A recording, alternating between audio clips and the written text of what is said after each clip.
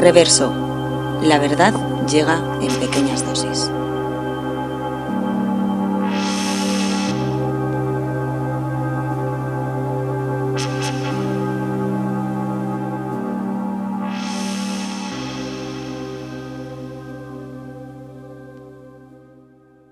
Buenas noches, Pablo. Buenas noches, ¿qué tal? Un placer saludarte de nuevo en una nueva dosis de las nuestras. Bueno, de las nuestras, pero aquí se ha colado alguien hoy, ¿eh? Ya no es tan íntima. Sí, hoy jugamos a tres, no a dos como habitualmente. Y, y directamente pues entro a presentarle. Y hoy nos va a acompañar en esta dosis Alberto Jimeno. Muchos de los que os dediquéis al mundo de la salud mental, pues seguro le conoceréis. Muy presente en las redes sociales, en algunos medios. Él es psicólogo clínico.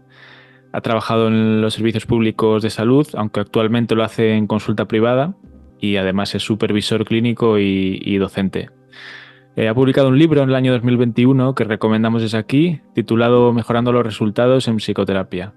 Y bueno, esperamos tener hoy una conversación estimulante sobre algunos temas Mm. clínicos, creemos, de actualidad, y para que nos ayude un poco a entrar en el reverso de ellos. Así que, bienvenido, Alberto. Buenas noches, Álvaro. Buenas noches, Pablo. ¿Qué tal? Encantado de estar aquí con vosotros. Bueno, agradecidos, con tu presencia, ¿eh? Ujú. Virtual presencia, pero también, ¿eh? Agradecido yo de estar invitado a estos espacios íntimos y personales, ¿no? De alguna manera. Bueno, Bueno. pues yo diría que Mm. podemos meter la directa y Vale. arrancar y te Mm. cedo, Pablo, Sí, eh, ¿no? sí, te cedo Ah. el debut en los temas. Vale, sí, ¿no? En esta nueva temporada de Reverso yo creo que, como digo, venir un poco más frescos al contenido, aunque igual la pregunta implica más tiempo, ¿no? Implica más digestión, pero vamos a intentar dar también una salida fresca. Pero es que la pregunta yo creo que se las trae porque también creo que implica, como digo, tiempo. Pero mi pregunta, ya que tengo a Alberto Jimeno aquí, pues, como digo, me parece obligada, ¿no? Y es preguntarle, bueno, cómo entiende él la terapia, qué definición de terapia daría él, qué es la terapia, Alberto. Pues la pregunta para empezar, complicada, ¿no? Además tengo la sensación de que lo que responda ahora será muy diferente de lo que respondería mañana o Ujú, hace 5 minutos o dentro de 5 años. Además, porque yo tengo la idea de que la definición de terapia es múltiple ujú, y depende de cada caso, cada contexto, pero bueno, por no echar tantos balones fuera, ujú, vamos a intentar, bueno, yo lo definiría como una, una conversación, bueno, una conversación y un contacto entre dos o varias personas, si tenemos más en ese contexto de terapia que implica de alguna manera el mover cosas en las personas, ujú, interna y externamente, que les, que les sirva para encontrar formas diferentes de afrontar situaciones que se les están antojando problemáticas o un sufrimiento que está limitándoles de alguna manera en la vida. Es como a través de esa conversación se ujú, produce lo que para mí es lo que sucede realmente en una terapia, que como decía algún autor belga, que toda terapia es autoterapia, ¿no? Ujú. Es una ujú, conversación que permite que la propia persona se cure, ujú, y queremos utilizar ese término. ujú, ujú. Bueno, no está mal, no está mal, ¿eh? En un minuto más o menos, ya, vamos, a mí me ha estimulado también esta última definición, ¿no? Que va muy dirigida a lo auto, ¿no? Y lo múltiple, ¿no? También según los contextos, ¿no? Porque yo iba un poco con esto de que decías lo de mover. Yo pensaba, exacto, yo había escuchado no sé si es de algún autor más famoso, pero lo escuché durante mi formación, que es una conversación orientada al cambio, ¿no? Y en síntesis, ¿no? Pero es algo que de alguna manera has expresado, ¿no? También esto, no sé si la palabra cambio, pero has dicho mover, externa, internamente, por Ujú. ahí va la palabra cambio. Ujú. Ujú. ¿Vas a decir algo? Em, sí, bueno, nada. después de la definición que es certera para, a ver, así medio improvisado, con la que, bueno, aquí en Reverso estaríamos bastante de acuerdo. Bueno, por entrar un poco en la cuestión, comentar que nuestra impresión es que dentro de la concepción popular de lo que es la terapia, sería algo como dentro de esta conversación que hablábamos, como dos personas que colaboran para llegar a un punto común, a un objetivo y que van sencillamente en la misma dirección, ambos, ¿no? Sin embargo, nuestra impresión es que luego las cosas no suceden al menos totalmente o no siempre de esa manera, sino que a la vez que hay fuerzas hacia la mejoría, hacia el cambio, hacia los objetivos que se propongan, hay también fuerzas que van justamente en la dirección contraria, ¿no?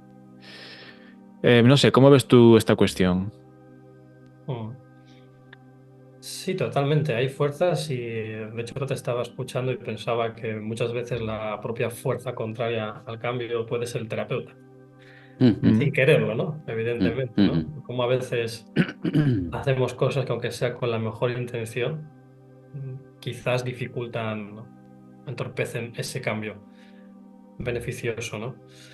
Y por supuesto hay otras fuerzas que están más allá de la propia consulta, allá de la propia sesión de terapia, ¿no? Como la familia del consultante muchas veces, no con mala intención, pero hay cosas, interacciones que dificultan que las personas cambien. Y si nos vamos al contexto más amplio, pues un ejemplo quizás muy habitual que también habréis visto, ¿no? Gente que acude a terapia donde el origen de su sufrimiento son unas condiciones laborales pésimas, por no decir otra cosa.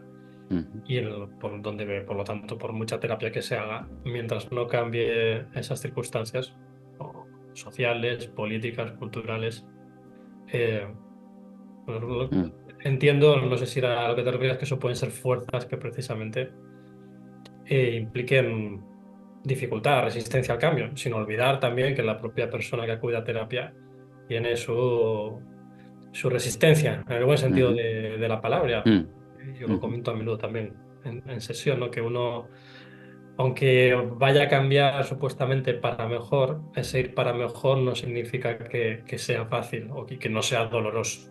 Y la propia ansiedad, la propia incertidumbre que supone muchas veces el cambio, el proceso de terapia, puede ser también una fuerza que empuje en la otra dirección. Sí, quizás queríamos incidir más en las internas, ¿no? En estas últimas que has dicho, porque quizás son las menos visibles o las menos evidentes, quizás para la gente que no conoce bien cómo puede funcionar todo esto. Y quizás son las más sorprendentes a veces incluso para uno mismo, ¿no? Entonces sí.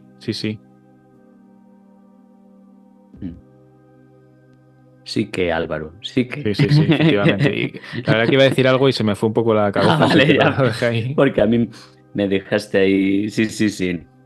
No, yo pensaba que, digamos, de alguna manera estas internas, que creo, intentando leer a un poco a Álvaro en esta cuestión, eh, a mí me hacía pensar en que cuando algo, claro, depende del contexto, que esa era otra cosa que escuchando a Alberto, depende marca mucho esto, ¿no? Porque no es lo mismo, ahora hablabas que estás más en el contexto privado, pero has estado en el público.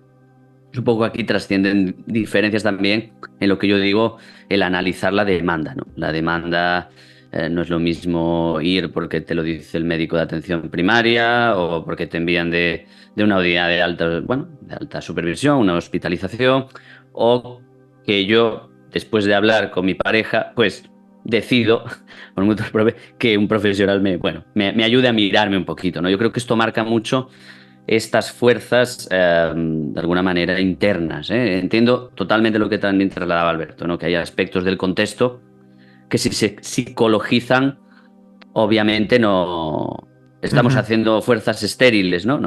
Si no cambia el medio laboral o la cultura, no, pero pensaba un poco también, tirando a esto Alberto, ¿no? Yo creo que esto de los contextos también cambian porque no es lo mismo una demanda con una motivación interna grande a venir un poco, bueno, empujado, no sé, ¿eh? Esto pensaba según el contexto, Alberto. Ujú. venir empujado por otras fuerzas también, aquí sí, sí externas, ¿no? Mm, mm, Sí, entiendo que también muchas veces esa parte interna de la dificultad para cambiar, pues que puede tener muchos matices y motivaciones, ¿no? El hecho de sentir que vas a una situación donde otro adulto te va a ayudar a cambiar a ti como adulto, mm, puede ser mm, visto por muchas personas como poco agradable, ¿no? mm, ¿Qué dice mm, de ti el mm, que hayas tenido que acabar en la consulta de un terapeuta mm, para cambiar? ¿Y por qué tienes que cambiar? De todas maneras, ¿no? mm, ¿Por qué tienes que cambiar? No cambian los demás o no cambia el mundo, ¿no? Puede haber mm, también mucha rabia. mm. Veréis también esas Sí. fuerzas internas, ¿no? La rabia, la ansiedad, Mm. Sí, sí. esa resistencia en un sentido más clásico, Ujú. quizás. Sí, sí, interesante, porque me hacías pensar también en la terapia como duelo, ¿no? Es como la vida, ¿no? Que también es un proceso de duelo constante, hasta qué punto esta herida que yo he visto como herida, ¿no? Que un otro adulto me vaya de alguna manera contrastando y reflejando igual lo que no hago bien, lo que tengo que cambiar, donde me choco. No, Hostia, esto, claro, lo incómodo de la terapia, ¿no? Por eso que decía Álvaro al inicio de este camino un poco del terapeuta y el paciente de la mano, en un camino de flores, colaborativo, y apuntábamos un poco a estos aspectos más pinchosos, estas espinas, ¿no? Que también hay que agarrar, ¿no? Durante el proceso. Y claro, Ujú. puede generar rabia, ¿no? Envidia, ¿no? También de la posición, ¿no? Del terapeuta o de otros, ¿no? Porque enlazando con lo que decías antes, yo pensaba en que, claro, la persona, el paciente, el cliente, como le queramos llamar, trae un discurso, ¿no? Un discurso que a veces es, pues, un discurso de inocente, ¿no? Él no hace nada mal y el mundo es el malo, ¿no? Y a veces eso también es otras fuerzas que también hay que situar, ¿no? Y que a veces genera resistencias, ¿no? Que quizá el que que tiene que cambiar es él, ¿no? No los demás. Justamente hay contextos, como también señalabas, Alberto, que no, es al revés. No, si tu jefe o las dinámicas laborales son como son, bueno, lo que hay que señalar es que igual él no tiene que cambiar. Bueno, pero Ujú. otras veces es al revés, ¿no? Se Que el discurso... podría, sí, perdón, Dale, dale. Pablo, que te he cortado. Sí, sí, se No, podría eso. sostener para ti, Alberto, una posición que sería todo el mundo quiere cambiar. La cuestión es encontrar la responsabilidad siempre estaría en el terapeuta de qué posición tomar para que ese cambio ocurra. Digamos, un determinismo del terapeuta. no lo compartiría. Primero porque todo el mundo quiere cambiar, ¿no? Ujú. Ujú, ¿Por qué tendría que cambiar todo? Pero otra vez todo el mundo que acude a terapia, ni siquiera, ¿no? ujú, No todo el mundo quiere cambiar, ¿no? Hay gente ujú, que a veces, bueno, pues acude a terapia con esa intención de que precisamente le digas que no está nada mal en él o en ella ujú, y no tiene nada que cambiar, ¿no? O se Ujú. encuentra eso o se encuentra otra cosa.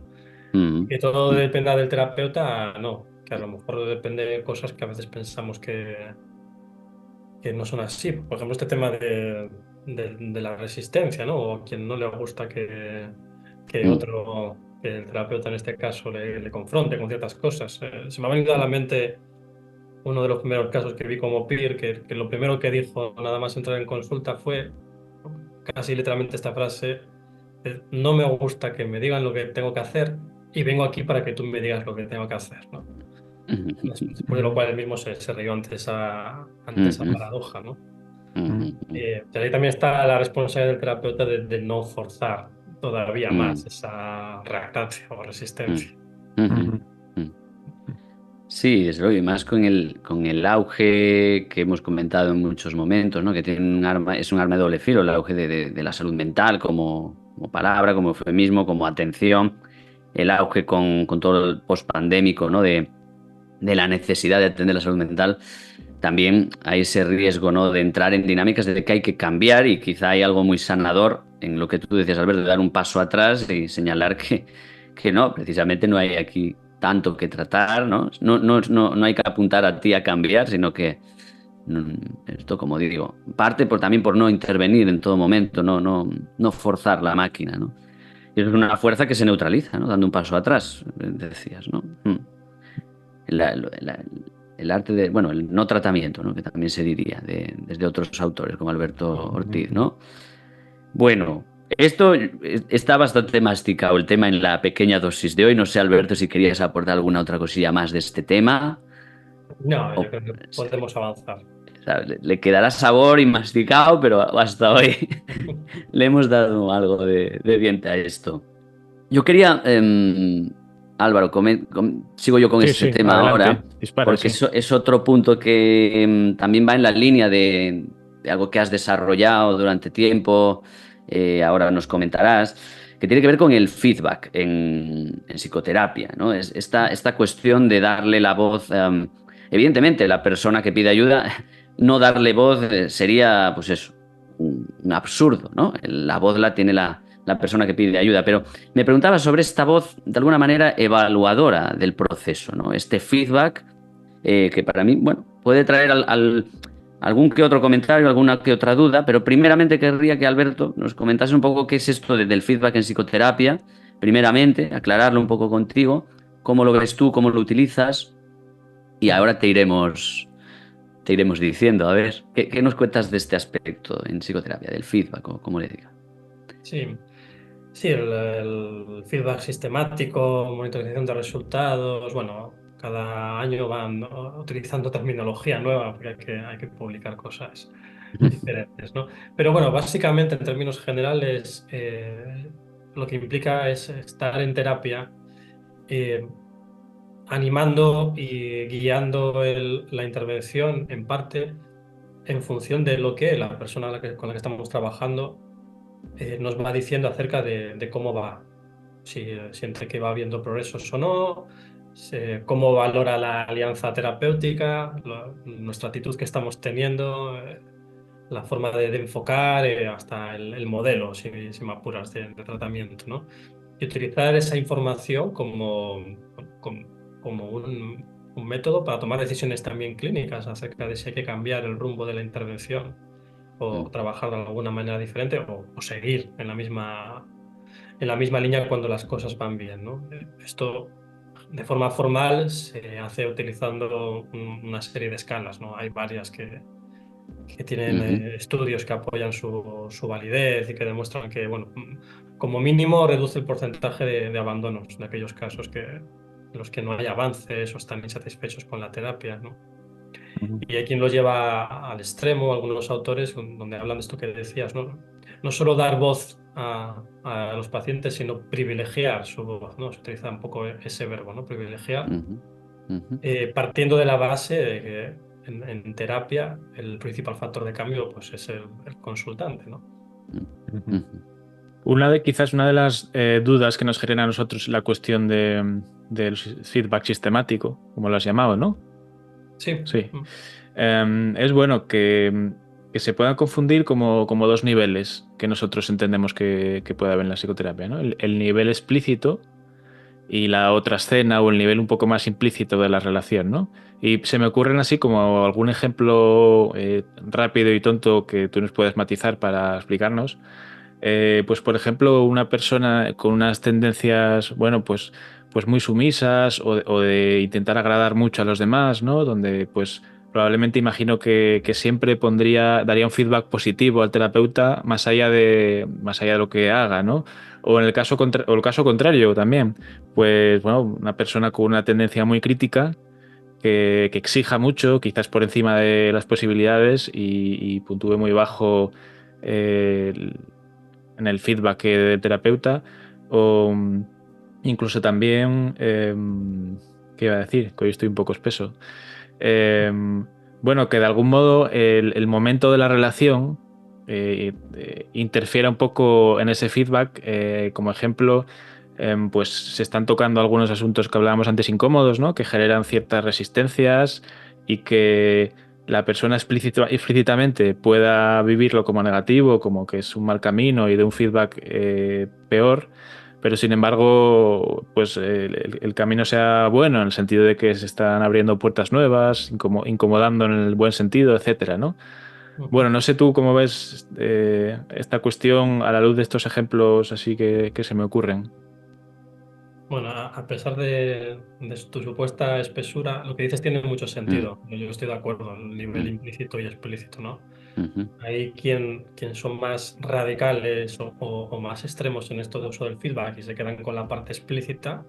mm, Pase lo que pase, yo personalmente intento trabajar a esos dos niveles, porque efectivamente se da a mm, menudo ese caso de personas que tú ya estás valorando o te lo están diciendo explícitamente, que son muy complacientes, ujú, y ahí yo anticipo también, y lo digo muy claro, claro, pues seguramente va a pasar que aquí conmigo a la hora de cubrir esta escala vas a decir que todo bien, o a veces incluso pregunto, pero si no fuera así, tú serías capaz de decírmelo y trabajamos sobre ello, ¿no? O si mm, tú notas que durante la sesión, a pesar de la valoración más explícita, ha habido cosas interaccionales que te hacen pensar que realmente la cosa no es como está refiriendo, pues lo sacas, lo pones sobre la mesa y lo trabajas, ¿no?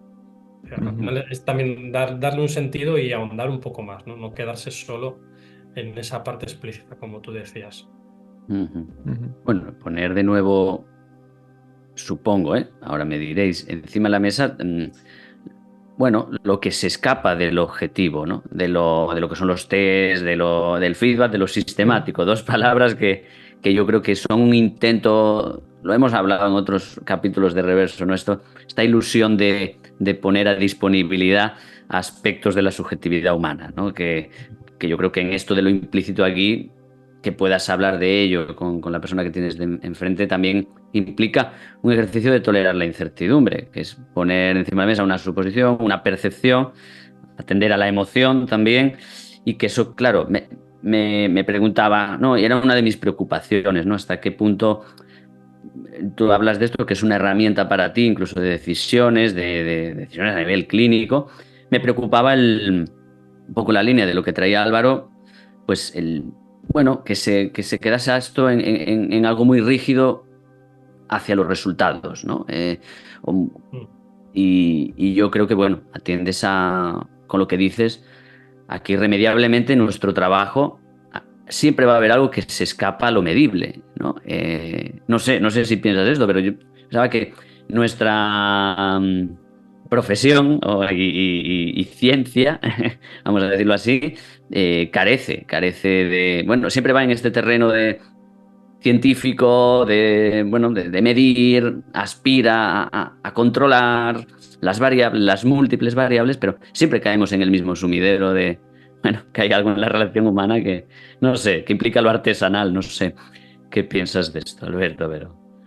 Sí, estoy totalmente de acuerdo también con la experiencia y con la supervisión propia he ido evolucionando a lo largo de los años, ¿no? Y he pasado a lo mejor más de ese nivel que comentábamos, más explícito, más centrado en los resultados, a ir viendo esta otra parte, ¿no? Y cada vez Ujú, más consciente de que efectivamente, aunque sigo viendo mucha utilidad y por eso sigo utilizando estas herramientas, mm, que hay es- no pocas, y quizás la mayoría de las cosas no son objetivables en y menos ujú, en 4 ítems, ¿no? Y menos en una escala que haces en un minuto, ¿no? ujú, Ya, validada para la media de la población, ¿no? Para, como ujú, decía Marino, ¿no? El paciente promedio, que es ese que no existe, ¿no? ujú, Los ujú, estudios está muy bien, pero para la ujú, práctica real, ujú, pues no se ve, ¿no?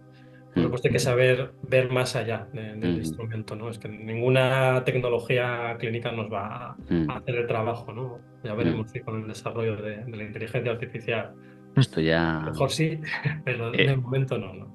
Esto ya igual, sí, volveremos a encontrarnos. Nos citamos para dentro de un tiempo para hablar de la inteligencia Sí, artificial, si te parece, porque esto ya es otro temazo.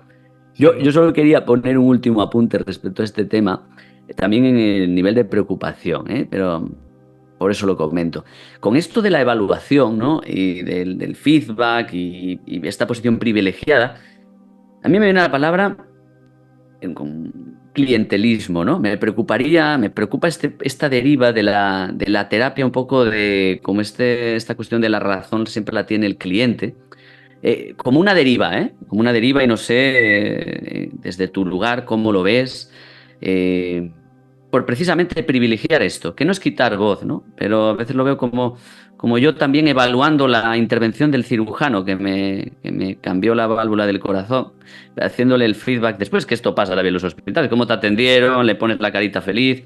Una deriva que en psicoterapia, obviamente, hablabas de una herramienta que te ayuda en tus decisiones, pero me preocupaba esta deriva clientelista de la psicoterapia, con tanto feedback, pensaba, ¿eh? No sé qué piensas.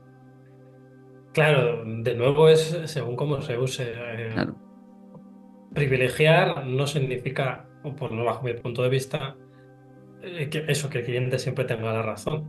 Mm, mm, Yo creo que aun con el feedback, lo que tiene que caracterizar la intervención es, pues, lo que hablamos al principio, una relación colaborativa, mm, donde, por supuesto, hay también aquí una mente de experto, al fin y al cabo, aunque mm, asumamos, yo por lo menos asumo esto, de que el paciente es el experto en su vida.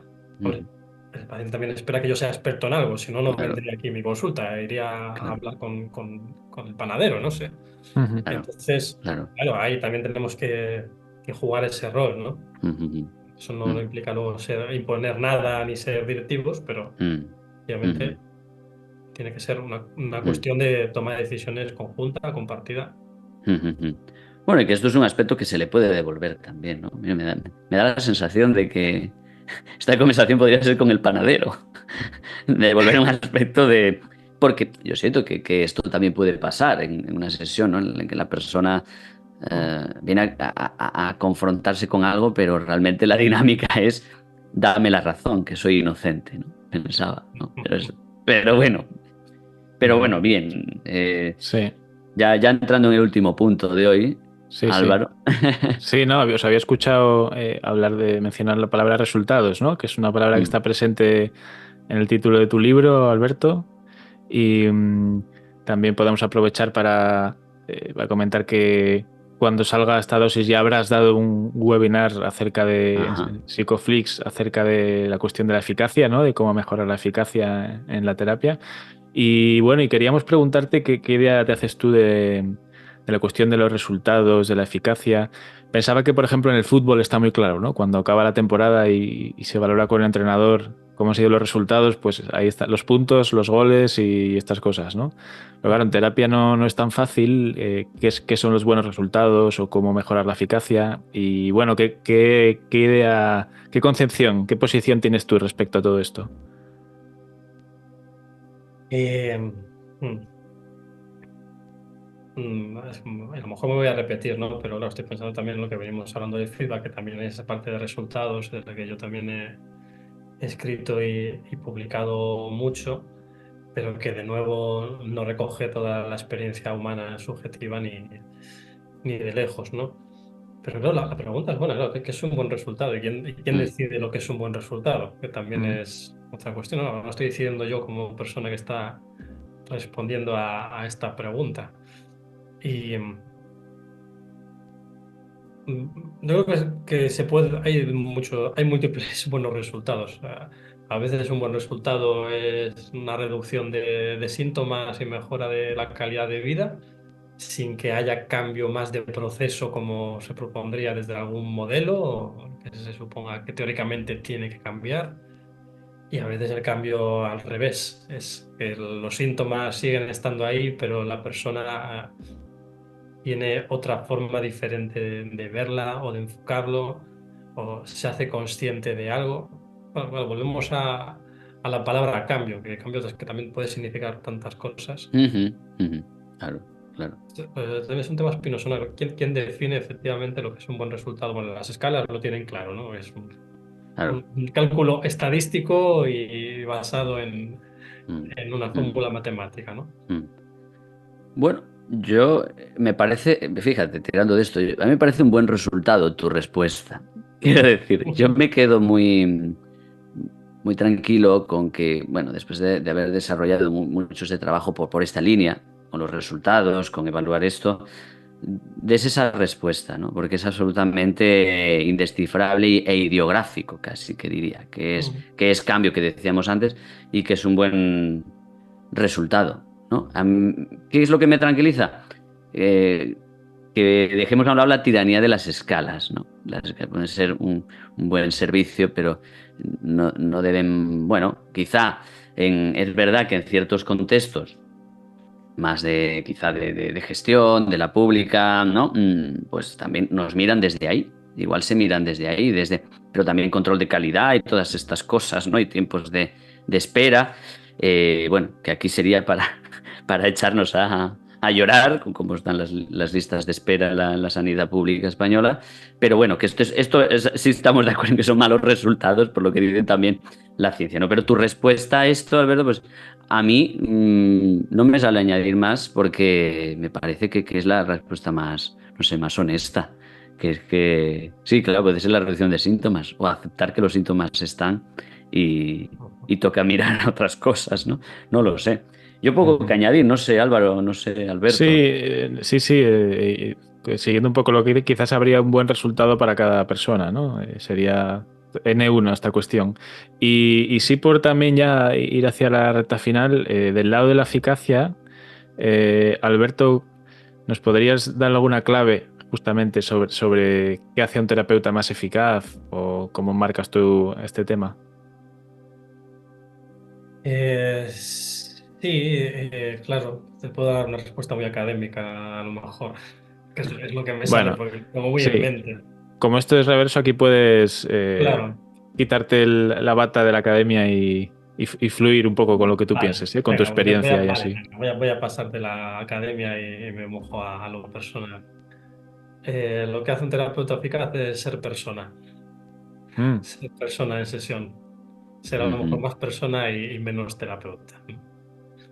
En el sentido de estar ahí, de Ah, conectar, de la preocupación y de mm. no asumirse como el salvador de nadie.